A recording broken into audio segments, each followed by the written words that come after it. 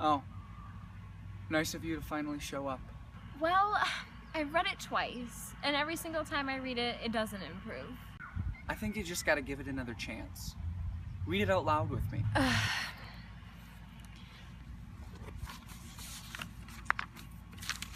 Well, grab a goddamn saw and start going, commanded Johnny. See, I already hate this. I don't even get where it's going. How about this? Read another line, then give it to me, and we'll just take turns.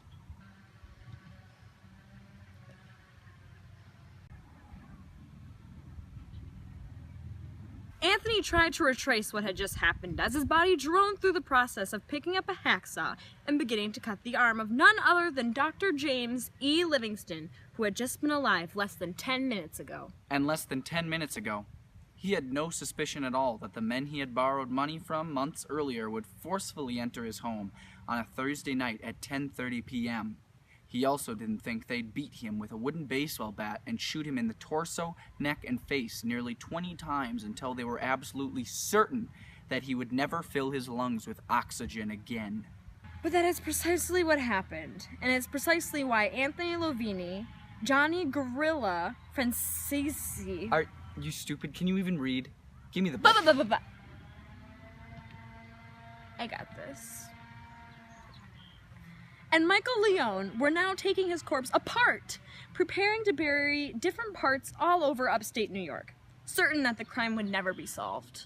Anthony had never done a hit before, and he was beginning to see that murders weren't exactly his thing. The sound of the saw as it sliced through the cold, limp flesh and bone was enough to make his insides want to shoot out of his mouth, but he did his best to keep it down. His well-groomed dark brown hair was beginning to fall into his face, and the sweat was making him itchy. Johnny, look! Happy 4th of July! Michael said as he held up an arm and pretended to eat it like a rack of ribs.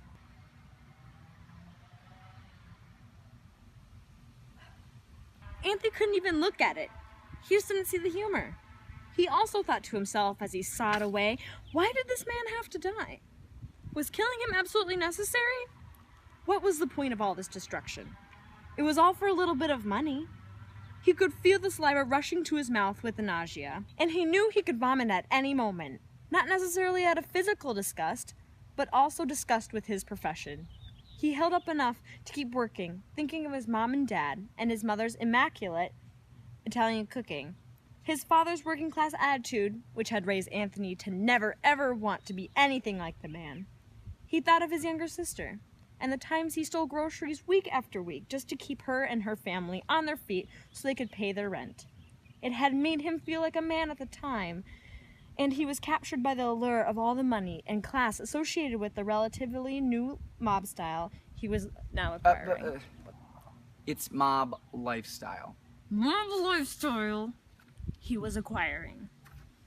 Now, 3 years later, as he was in the process of dismembering a corpse, Anthony was seeing the reality of it all and how all the violence and greed and theft and lies stemmed from one thing: money. Anthony Lovini felt it coming on. And at that time and place, he spewed his half-digested lunch and dinner all over the blood-soaked floor. See? This needs revisions. You know what else needs revisions? Your life. I think you're missing a vital piece. Me. Do you want to go on a date tomorrow?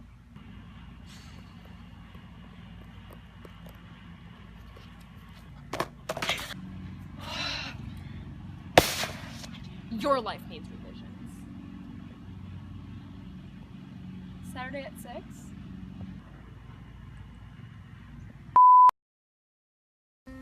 Action.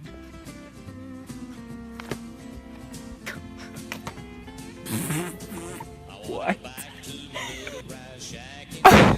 Oh, bees are like in your wood. What are you talking about? They have like a colony inside your wood. Oh yeah, I know. As long as we don't... Okay, hang on, I'm still recording. This needs revision. I need to do that over again. Okay, just go. It won't be long till my ship will be sailing back to Kona. Action? Mm-hmm. Okay. And he. That's gross. Oh.